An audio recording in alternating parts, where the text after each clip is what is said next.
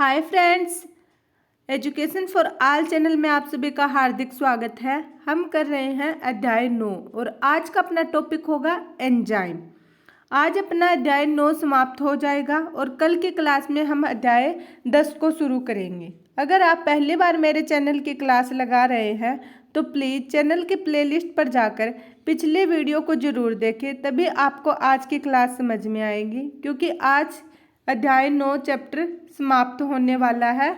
शुरू करते हैं आज की क्लास। एंजाइम क्या है? लगभग सभी एंजाइम प्रोटीन होते हैं। जितने भी एंजाइम हैं वो क्या होते हैं? प्रोटीन होते हैं।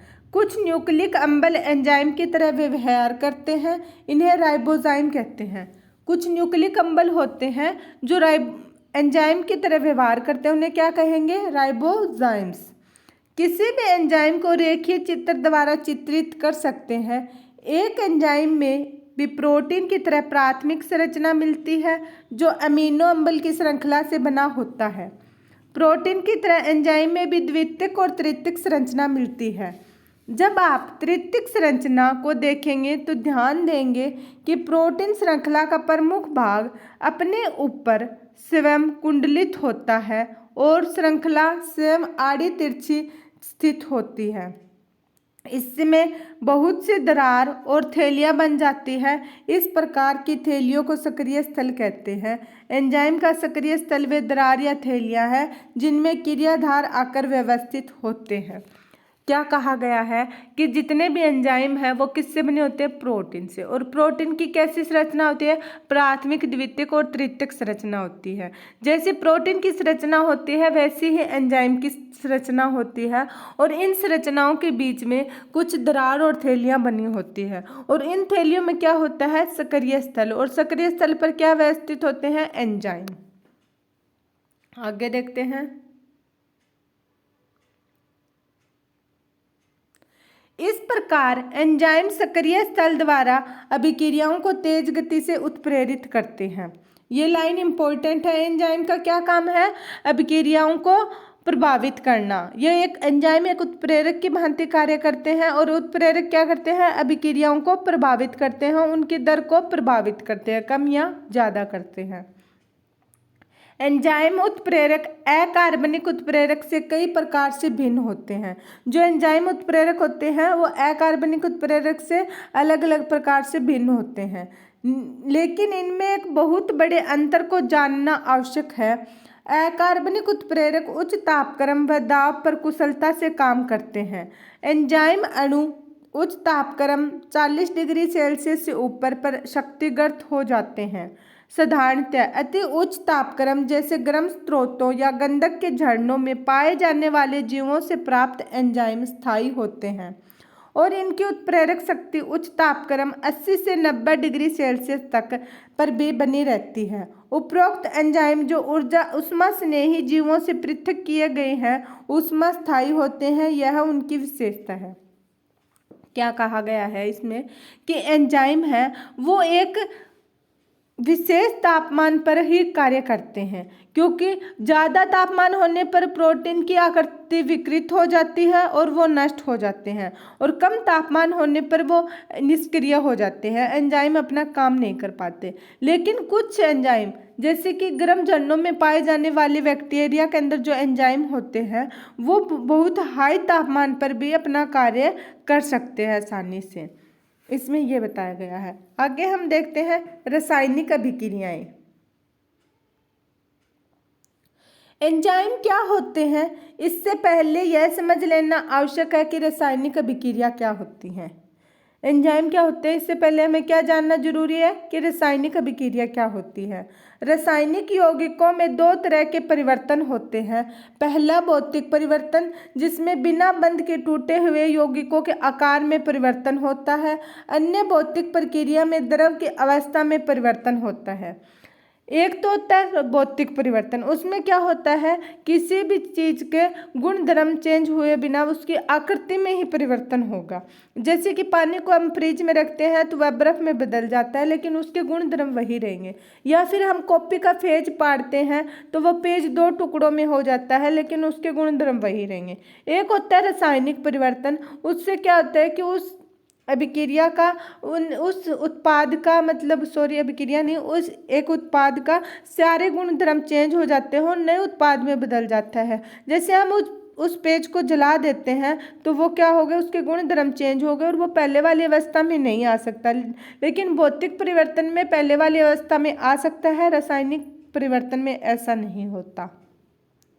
आगे देखते हैं, जैसे बर्फ का पिघलकर पानी में परिवर्तित होना या पानी का वाष्प में बदलना, ये भौतिक प्रक्रियाएं हैं। क्या है? भौतिक प्रक्रियाएं। रूपांतरण के समय बंधों का टूटना व नए बंधों का निर्माण होना ही रासायनिक अभिक्रिया होती है। उदाहरण, बेरियम हाइड्रोक्साइड गंधक के अम्ल से क्रिया कर बेरियम सल्फेट व पानी बनाता है। ये इनके सूत्र दिए गए हैं। Barium dihydroxide, hydrogen sulphate, barium sulphate, 2 hydrogen पानी के अणु। आगे, यह एक अकार्बनिक रासायनिक अभिक्रिया है। ठीक इसी प्रकार टॉर्च का जल अपघटन द्वारा ग्लूकोज में बदलना एक कार्बनिक रासायनिक अभिक्रिया है। भौतिक या रासायनिक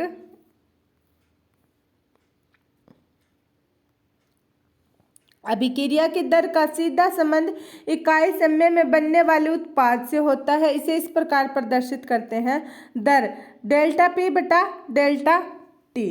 पी क्या है? इसमें प्रोडक्ट है, टी क्या है? टाइम है। मतलब जो भौतिक अभिक्रियाएं हैं उनका संबंध किससे होगा? समय से, और मतलब कितने समय में कितना प्रोडक्ट बना, यह उसकी दर पर निर्भर रहता है कि उसके बनने की क्रिया कितनी तेज है या कम है।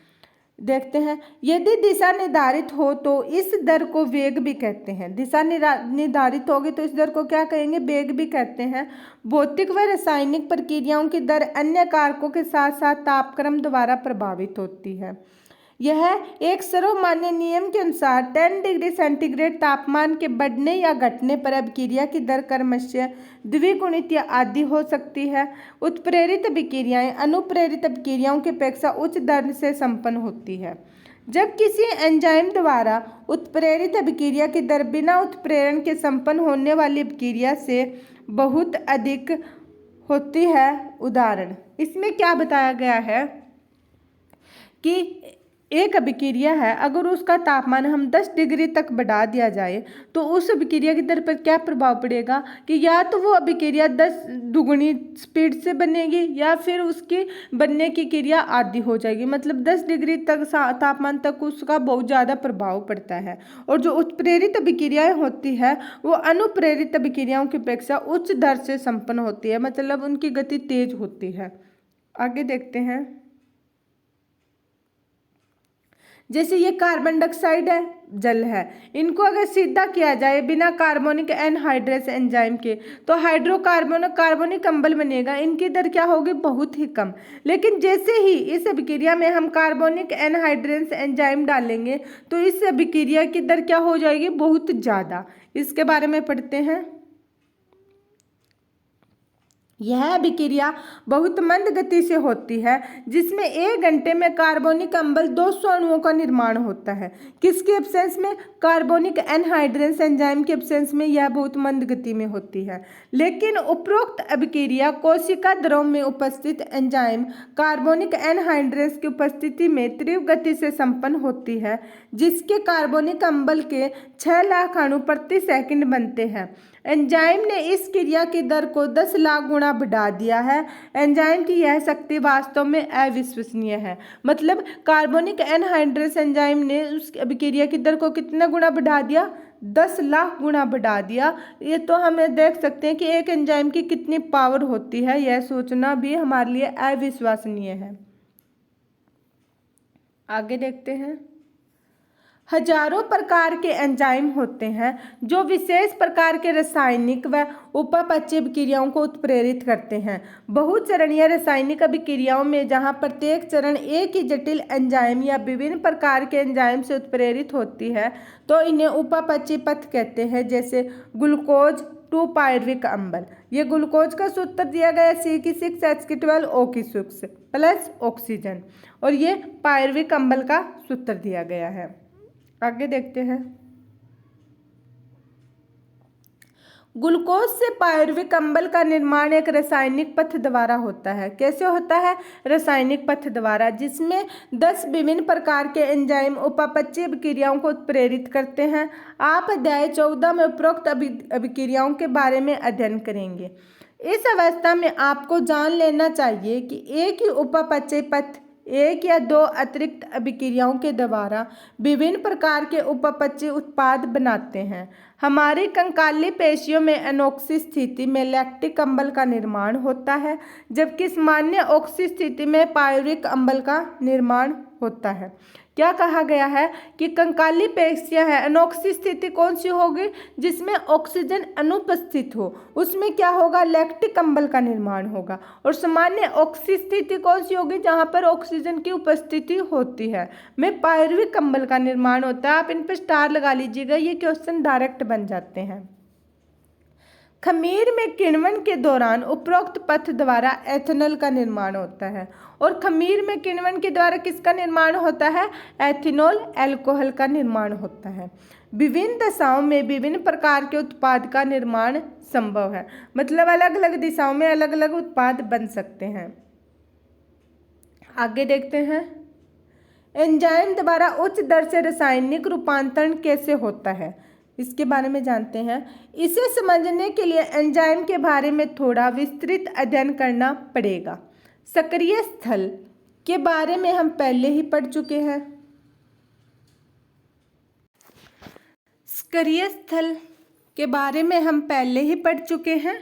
रासायनिक या उपापचयी रूपांतरण एक अभिक्रिया होती है। क्या होती है? एक अभिक्रिया जो रसायन केमिकल उत्पाद में रूपांतरित होता है, उसे क्रियाधार सबस्ट्रेट कहते हैं। एंजाइम जो एक सक्रिय स्थल सहित एक त्रिविम संरचना प्रोटीन है जो एक क्रियाधार को उत्पाद में बदलता है, सांकेतिक रूप में इसे निम्न ढंग से चित्रित किया गया है। क्रियाधार सबस्ट्रेट किस में चेंज करेगा उसको? उत्पाद प्रोडक्ट में। आगे देखते हैं, क्रियाधार एस एंजाइम के सक्रिय स्थल जो दरार या पुटिका के रूप में होता है से जुड़ जाता है। क्रियाधार सक्रिय स्थल की ओर जाते हैं। इस प्रकार आवश्यक एंजाइम क्रियाधार सम्मिश्र का वैकल्पिक निर्माण होता है। मतलब क्या है? ये एक सबस्ट्रेट है, इसकी संरचना कैसी होगी? ऐसी होगी। फिर यहाँ पर एंजाइम आकर इनकी साइट पर आकर बन जाएंगे, जुड़ जाएंगे। ये क्या कहलाएगा? एंजाइम क्रियाधार सम्मिश्र। एंजाइम क्रियाधार सम्मिश्र और मिलकर ये क्या बनाएंगे? एक नया प्रोडक्ट। क्या बनाएंगे? एक नया प्रोडक्ट। आगे देखते हैं, ई एंजाइम को प्रदर्शित करता है। इस समूह का निर्माण एक अकाल्पनिक घटना है। क्रियाधार एंजाइम के सक्रिय स्थल से जुड़ने की अवस्था में क्रियाधार की नई संरचना का निर्माण होता है, जिसे संक्रमण अवस्था संरचना कहते हैं। इस अवस्था को क्या कहेंगे? नई को संक्रमण संरचना अवस्था। आगे, इसके बाद शीघ्र ही प्रत्याशित बंध के टूटने या बनने के उपरांत सक्रिय स्थल से उत्पाद अवमुख होता है और वो दोनों मिलकर क्या बनाएंगे? एक नया उत्पाद। दूसरे शब्दों में क्रियाधार की संरचना उत्पाद की संरचना में रूपांतरित हो जाती है। रूपांतरण का यह पथ तथाकथित संक्रमण अवस्था के द्वारा होता है। स्थायी क्रियाधार व उत्पाद के बीच में बहुत सारी रूपांतरित संरचनात्मक अवस्था हो सकती है। क्या है कि एक के अंदर बहुत सारी रूपांतरित संरचनात्मक अवस्थाएं हो सकती है। इस कथन का आशय है कि बनने वाली सभी मध्यवर्ती संरचनात्मक अवस्था अस्थायी होती है। जो बीच में बनती है वो क्या होगी? अस्थायी होगी। स्थायित्व का संबंध अणु की ऊर्जा अवस्था या संरचना से जुड़ा होता है। यदि इसे चित्रात्मक लेखा चित्र के रूप में प्रदर्शित किया जाए तो चित्र 9.6 के अनुरूप होगा। कैसा होगा? 9.6 को देखते हैं हम चित्र। ये क्या है? 9.6 चित्र। संक्रमण ऊर्जा की संकल्पना। ये क्या है? क्रियाधार की दर। ये विभव ऊर्जा। यहाँ से क्रियाधार स्टार्ट होता है तो ये क्या बनता है? उत्पाद। उत्पाद निचले स्तर का होगा और क्रियाधार ऊपर के स्तर का होगा। और ये क्या है, संक्रमण अवस्था, और बीच में इनके क्या होती है, एक्टिवेशन एनर्जी, जिसे एंजाइम रहित संकरणीय ऊर्जा और एंजाइम युक्त संकरणीय ऊर्जा बोलेंगे।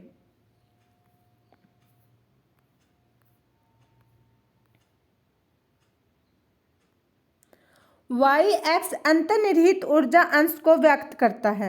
वाई एक्स किसको करेगा, अंतर्निहित ऊर्जा के अंश को व्यक्त करता है। एक्स एक्स रचनात्मक रूपांतरण की या वह अवस्था जिसका निर्माण मध्यवर्ती संरचना के द्वारा होता है की प्रगति को व्यक्त करता है। और एक्स एक्स किसको करेगा, संरचनात्मक रूपांतरण की वह अवस्था जिसका निर्माण मध्यवर्ती संरचना द्वारा होता है की प्रगति को व्यक्त करेगा। दो चीजें ध्यान देने योग्य है, क्रियाधार S व उत्पाद P के बीच ऊर्जा स्तर में अंतर। क्या, क्रियाधार और उत्पाद के बीच में ऊर्जा स्तर के अंतर को नोट करने योग्य है। यदि उत्पाद क्रियाधार से नीचे स्तर है तो अभिक्रिया बरहा उसमें होगी। उत्पाद क्या होगा, अगर क्रियाधार से नीचे का स्तर में होगा तो अभिक्रिया कैसी होगी, बरहा उसमें अभिक्रिया होगी। इस अवस्था में उत्पाद निर्माण हेतु ऊर्जा आपूर्ति गर्म करने से की आवश्यकता नहीं होती। फिर भी चाहे यह बरहा ऊष्मीय या स्वतः परिवर्तित अभिक्रिया या अंत ऊष्मीय या ऊर्जा आवश्यक अभिक्रिया हो, क्रियाधार को उच्च ऊर्जा आवश्यक अवस्था या संक्रमण अवस्था से गुजरना होता है। क्रियाधार व संक्रमण अवस्था के बीच औसत ऊर्जा के अंतर को संकरीयण ऊर्जा एक्टिवेशन एनर्जी कहते हैं। क्या कहेंगे उसको, संकरीयण ऊर्जा या एक्टिवेशन एनर्जी। एंजाइम ऊर्जा अवरोध को घटाकर क्रियाधार से उत्पाद के आसान रूपांतरण में सहयोग करता है। एंजाइम क्या करेगा, ऊर्जा अवरोध को हटाकर क्रियाधार से उत्पाद को आसान रूपांतरण में सहयोग करता है।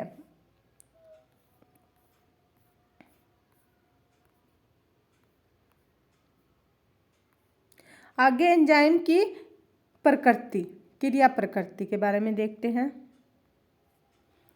प्रत्येक एंजाइम ई के अणु में क्रियाधार बंधन स्थल सबस्ट्रेट बाइंडिंग साइट मिलता है। क्या है, ये एक एंजाइम है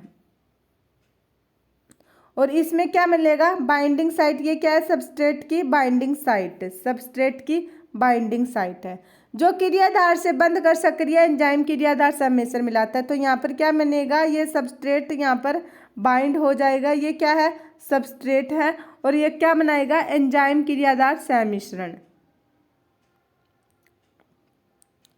यह सम्मिश्रण अल्पावधि का होता है, मतलब कम टाइम के लिए होता है, जो उत्पाद व अपरिवर्तित एंजाइम में विघटित हो जाता है। इसके पूर्व मध्य अवस्था के रूप में एंजाइम उत्पाद का जटिल निर्माण होता है। एंजाइम क्रियाधार जटिल का निर्माण उत्प्रेरण के लिए आवश्यक होता है। एक बार ये देख लेते हैं, फिर से समझाते हैं आपको। एंजाइम प्लस क्रियाधार, अब अच्छे से समझाती हूँ। ये क्या है, एक एंजाइम है और ये क्या हो गया, प्लस सबस्ट्रेट। इसकी ये दो बाइंडिंग साइट जो इसके अंदर आके मिल जाएगी सबस्ट्रेट। फिर ये क्या बनाएगा, एंजाइम क्रियाधार जटिल, मतलब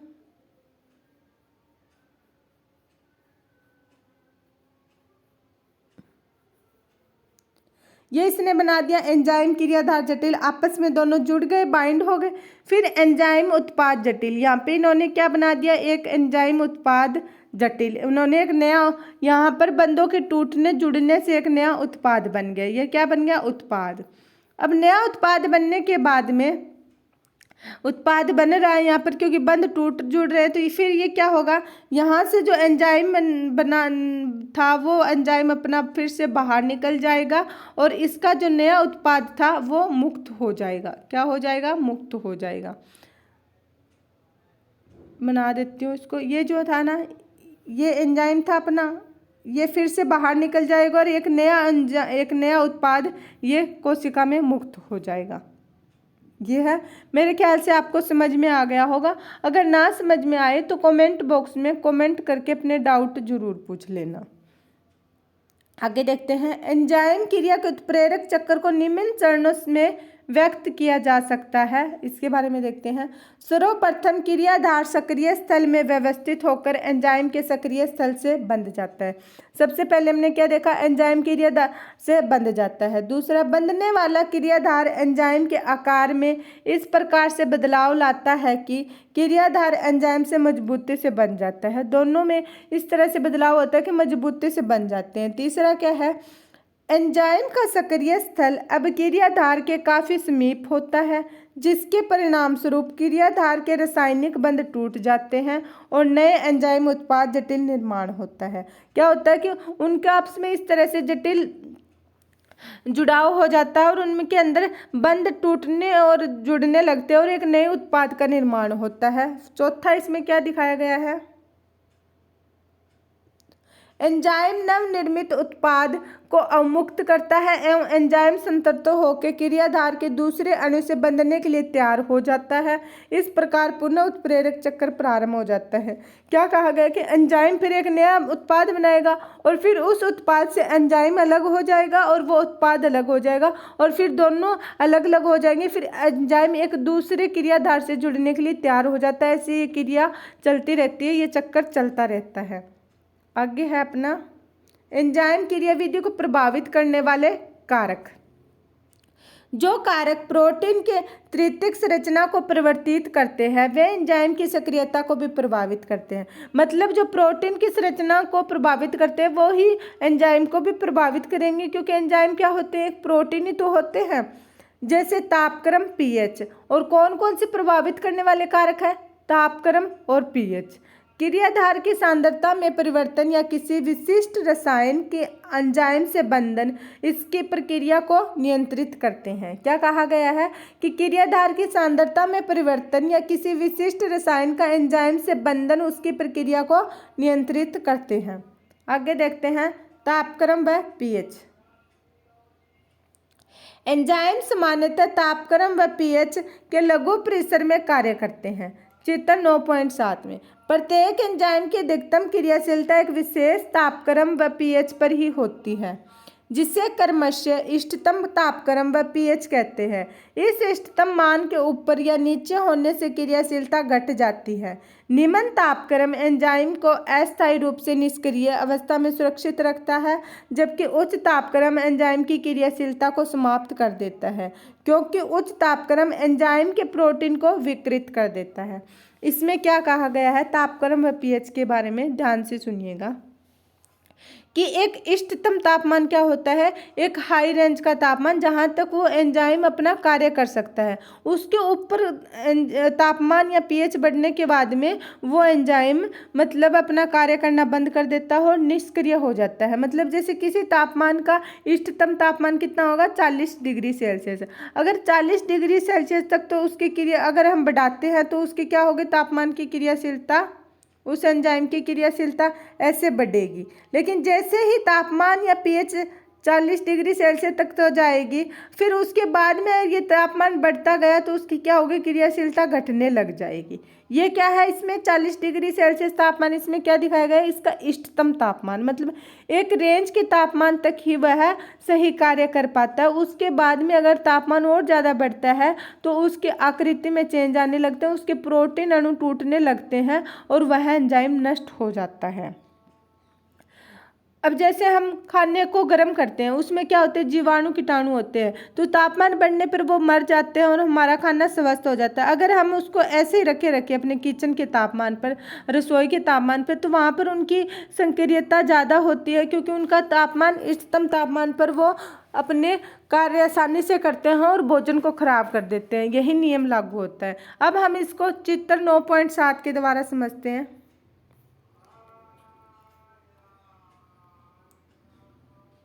ये पीएच और तापक्रम का दिखाया गया है। यहाँ पर इसका क्या है? पीएच इष्टतम है, इष्टतम, और यहाँ पर तापमान भी इष्टतम है। एक इष्टतम तापमान पर और पीएच पे तो ये क्या होती है? इनकी सक्रियता हाई होती है, लेकिन जैसे ही वो बढ़ता जाता है तो इनकी सक्रियता क्या होने लगती है? घटने लगती है। इसी तरह से तापमान में होता है, इष्टतम तब तक तो हाई होती है, फिर उसके बाद में घटने लगती है। आगे देखते हैं हम।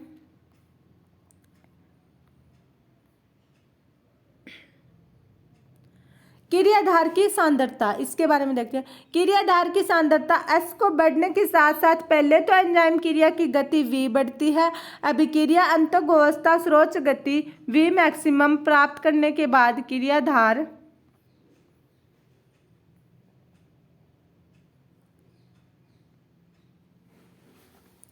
की सांद्रता बढ़ने पर भी अग्रसर नहीं होती। ऐसा इसलिए होता है कि एंजाइम के अणुओं की संख्या क्रियाधार के अणुओं से कहीं कम होती है और इन अणुओं से एंजाइम के संतृप्त होने के बाद एंजाइम का कोई भी अणु क्रियाधार के अतिरिक्त अणुओं से बंधन करने के लिए मुक्त नहीं बचता। चित्र 9.7 में दिखते हैं, ये दिखाया गया है इसमें। क्रिया का वेग अधिकतम बटा 2 और ये क्या S, इसमें यहाँ पर ऐसे बढ़ते हैं लेकिन अधिकतम होने के बाद में ये यहाँ पर अधिकतम आ गई है। अब आगे देखते हैं इसमें।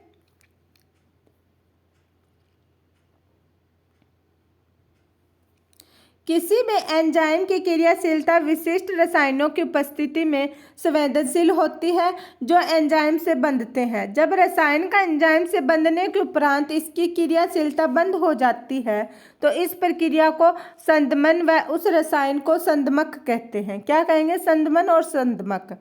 जब संदमक अपनी आणविक संरचना को क्रियाधार से काफ़ी समानता रखता है और एंजाइम की क्रियाशीलता को संदमित करता है तो इसे प्रतिस्पर्धात्मक संदमन कहते हैं। संदमक की क्रियाधार से निकटतम संरचनात्मक समानता के फलस्वरूप यह क्रियाधार से एंजाइम के क्रियाधार बंधक स्थल से बंधते हुए प्रतिस्पर्धा करता है। परिणाम स्वरूप क्रियाधार बंधक स्थल से बंध नहीं पाता, जिसके फलस्वरूप एंजाइम क्रिया मंद पड़ जाती है। उदाहरण के लिए सक्शनिक डिहाइड्रोजिनेज का मेलोनेट द्वारा संदमन जो संरचना में क्रियाधार सक्सिनेट से निकट की समानता रखता है। ऐसे प्रतिस्पर्धी संदमकों का अक्सर उपयोग जीवाणु जन्म रोगजनकों के नियंत्रण हेतु किया जाता है। आगे हम देखेंगे एंजाइम का नामकरण व वर्गीकरण कैसे होता है। हजारों एंजाइमों की खोज विलगन अध्ययन किया जा चुका है। एंजाइम द्वारा विभिन्न अभिक्रिया के उत्प्रेरण के आधार पर इन्हें विभिन्न समूहों में वर्गीकृत किया गया है। एंजाइम को 6 वर्गों व प्रत्येक वर्ग 4 से 13 उपवर्गों में विभाजित किया गया है, जिनका नामकरण 4 अंकीय संख्या पर आधारित है। मतलब अब तक हजारों एंजाइमों की खोज हो चुकी है जिन्हें 6 वर्गों और 4 से 13 उपवर्गों में बांटा गया है और इनका नामकरण 4 अंकीय संख्या पर आधारित है। ऑक्सीडोरिडोक्टेज डिहाइड्रोजिनेज ये क्या कहता है? एंजाइम में 2 क्रियाधारकों S व S1 के बीच आप ऑक्सी अपचयन को उत्प्रेरित करते हैं। ऑक्सीडोरिडोक्टेज और डिहाइड्रोजिनेज में क्या होता है? एंजाइम जो 2 क्रियाधारकों S व S1 के बीच ऑक्सी अपचयन को उत्प्रेरित करते हैं। जैसे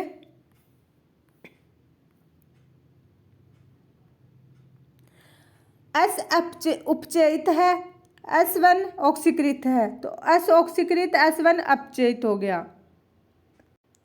नेक्स्ट अपना ट्रांसफेरेजेज, इसमें क्या है?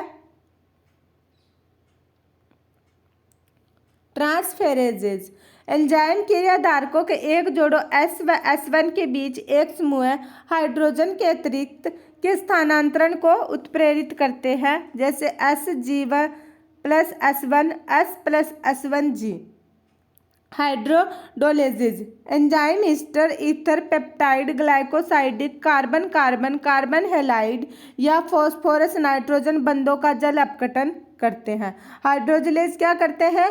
Enzyme ester ether peptide glycosidic carbon carbon carbon halide या फॉस्फोरस नाइट्रोजन बंधों का जल अपघटन करते हैं।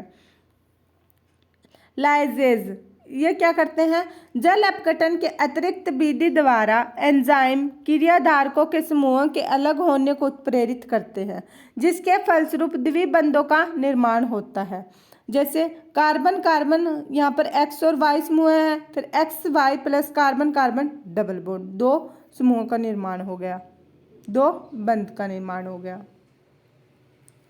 आइसोमेरेज में देखते हैं क्या है, वे सभी एंजाइम जो प्रकाशीय, ज्यामितीय, स्थायवीय समवायों के अंतर रूपांतरण को उत्प्रेरित करते हैं। आइसोमरेज क्या करते हैं, प्रकाशीय, ज्यामितीय, स्थायवीय समवायों के अंतर रूपांतरण को उत्प्रेरित करते हैं। लाइगेजेस कौन से होते हैं, एंजाइम दो यौगिकों को आपस में जोड़ने को उत्प्रेरित करते हैं। और ये लाइगेजेस किस में काम आते हैं, आरएनए और डीएनए टेक्नोलॉजी में। किस में काम आते हैं, आरएनए और डीएनए। आप आगे बायोटेक्नोलॉजी में देखोगे, +2 में आपके ये चैप्टर आएगा बायोटेक्नोलॉजी वाले, तो उसमें लाइगेजेस एंजाइम का यूज होता है, क्योंकि ये दो यौगिकों को जोड़ने का काम करते हैं। जैसे एंजाइम जो carbon oxygen, carbon sulphur, carbon nitrogen, phosphorus oxygen बंधों के निर्माण के लिए उत्प्रेरित है। ये आपस में कार्बन ऑक्सीजन का, कार्बन सल्फर का, कार्बन नाइट्रोजन और फॉस्फोरस ऑक्सीजन के बंध का निर्माण करने के लिए उत्प्रेरित करते हैं। आगे है अपना नेक्स्ट टॉपिक, सहकारक और कोफैक्टर। ये अध्याय 9 का लास्ट टॉपिक है। इसके साथ ही अपना ये चैप्टर कंप्लीट हो जाएगा और नेक्स्ट क्लास में हम चैप्टर 10 को स्टार्ट करेंगे। कोफैक्टर, सहकारक। एंजाइम एक या अनेक बहुपेप्टाइड श्रृंखलाओं से मिलकर बना होता है। फिर भी कुछ स्थितियों में इतर प्रोटीन अवयव, जिसे सहकारक कहते हैं, एंजाइम से बंधकर उसे उत्प्रेरक सक्रिय बनाते हैं। इन उदाहरणों में एंजाइम में केवल प्रोटीन भाग को एपोएंजाइम कहते हैं। सहकारक 3 प्रकार के होते हैं। कौन कौन से, प्रोस्थेटिक समूह, सह एंजाइम व धातु आयन। कितने प्रकार के होते हैं सहकारक, 3 प्रकार के। कौन कौन से, प्रोस्थेटिक समूह, सह एंजाइम व धातु आयन। प्रोस्थेटिक समूह कार्बनिक यौगिक होते हैं और यह अन्य सहकारकों से इस रूप में भिन्न होते हैं कि ये एपोएंजाइम से दृढ़ता से बंधे होते हैं। किससे बंधे होते हैं, एपोएंजाइम के दृढ़ता से। उदाहरण स्वरूप एंजाइम प्रोक्सीडेज व केटलेज जो हाइड्रोजन पेरोक्साइड को ऑक्सीजन व पानी में विखंडित करते हैं, हिम प्रोस्थेटिक समूह होता है जो एंजाइम के सक्रिय स्थल से जुड़ा होता है। आगे देखते हैं, सह एंजाइम भी कार्बनिक यौगिक होते हैं। इनका संबंध एपोएंजाइम से अस्थायी होता है जो सामान्यतः उत्प्रेरण के दौरान बनता है। सह एंजाइम विभिन्न एंजाइम उत्प्रेरित अभिक्रियाओं में सहकारक के रूप में कार्य करते हैं। इनके सह एंजाइम का मुख्य रासायनिक अवयव विटामिन होते हैं, जैसे सह enzyme nicotinamide adenine dinucleotide. Star लगा लीजिएगा, सीधा बेसिक क्वेश्चन आ जाएंगे। NAD की फुल फॉर्म क्या बताओगे, निकोटिनामाइड एडेनिन डाइन्यूक्लियोटाइड। और NADP की full form nicotinamide adenine dinucleotide phosphate. Vitamin niacin से जुड़े होते हैं। इसमें 2 क्वेश्चन बन रहे हैं, एक तो NAD की full form nicotinamide adenine dinucleotide और NADP की full form nicotinamide adenine dinucleotide phosphate. आगे देखते हैं धातु आयन।